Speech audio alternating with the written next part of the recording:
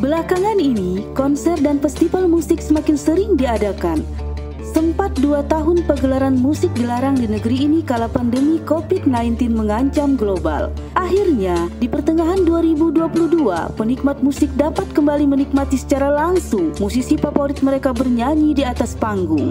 Ramainya gelaran musik baik di kota besar hingga pelosok membuat aparat kepolisian menjadi selektif dalam memberikan izin keamanan. Wajar saja, karena hal tersebut dilakukan untuk menghindari jatuhnya korban jiwa akibat kerumunan. Bukan tanpa alasan, tercatat beberapa penyelenggaraan konser maupun festival musik di negeri ini pernah menyebabkan kerusuhan hingga jatuhnya korban jiwa.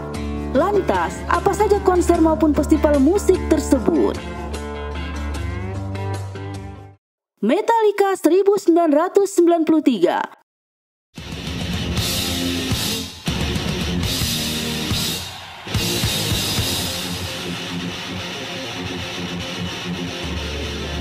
Konser Metallica pada 1993 di Stadion Lebak Bulus, Jakarta Selatan menjadi konser paling rusuh yang pernah terjadi di Indonesia. Kerusuhan terjadi karena banyak penonton yang memaksa masuk ke dalam stadion, padahal kapasitas penonton sudah penuh. Para penggemar Metallica yang tidak bisa masuk ke dalam arena pertunjukan menghancurkan mobil-mobil dan rumah-rumah sekitar lokasi pertunjukan. Dalam kericuhan itu terdapat sekitar 50 orang menderita luka ringan dan berat.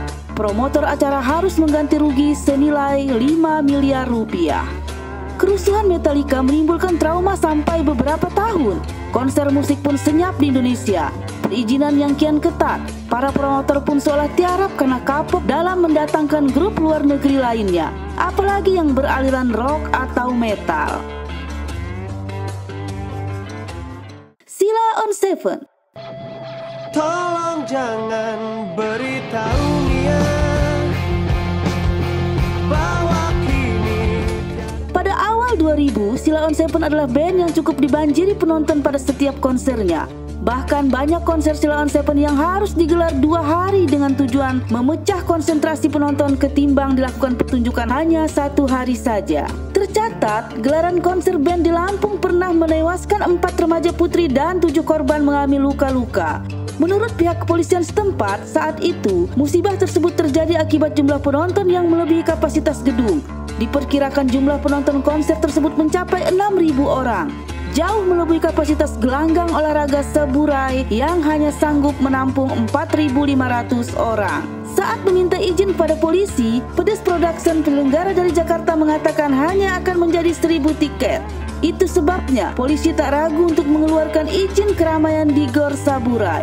Namun beredar informasi yang menyatakan bahwa penyelenggara sengaja tidak merobek karcis dan menjual kembali karcis tersebut sehingga jumlah penonton membludak. Namun hal itu dibantah oleh Pedes Production. Panitia tak menjual karcis secara ulang. Penyebab kejadian itu adalah murni ulah sebagian penonton yang membuka paksa 4 pintu gor. Kejadian serupa terjadi lagi saat band yang terkenal dengan lagu Sepia ini menggelar konser di Stadion Lambung Mangkurat, Banjarmasin, Kalimantan Selatan tahun 2004 lalu. Sepanjang pertunjukan semuanya berjalan mulus. Tragedi terjadi saat acara selesai. Penonton berebut keluar stadion. Peristiwa itu menyebabkan 4 orang tewas karena terinjak-injak, sementara 13 orang lainnya terluka. Beside, grup metal asal Bandung, Beside menggelar konser pada 2008 silam di gedung AACC Bandung.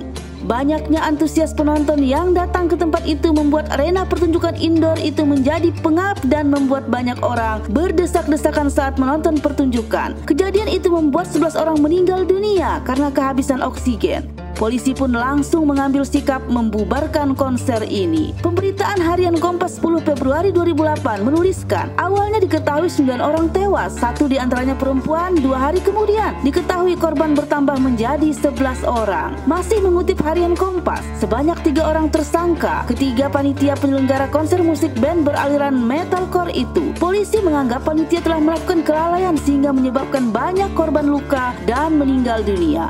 Pihak kepolisian menjelaskan, kesalahan pertama yang dilakukan panitia adalah menutup pintu gedung AACC. Kesalahan kedua, penjualan tiket masuk yang tidak sesuai dengan izin awal, yaitu 750 tiket.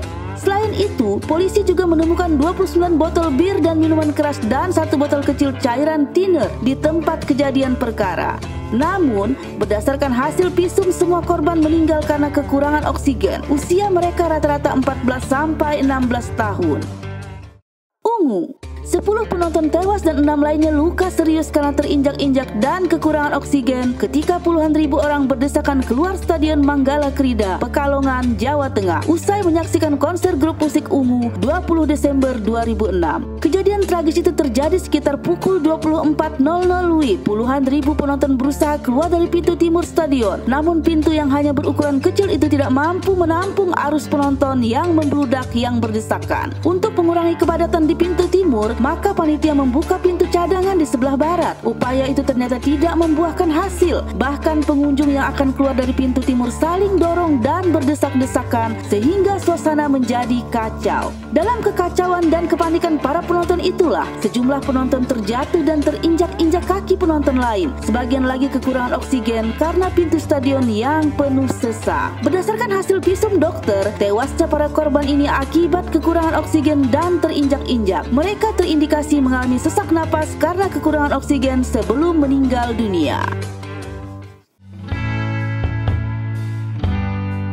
Oke, itulah catatan hitam gelaran konser di negeri ini. Semoga tidak pernah terulang lagi. Bagi kalian yang suka datang ke pertunjukan musisi dan band favorit kalian, jadilah penonton yang cerdas. Salam sehat musik Indonesia.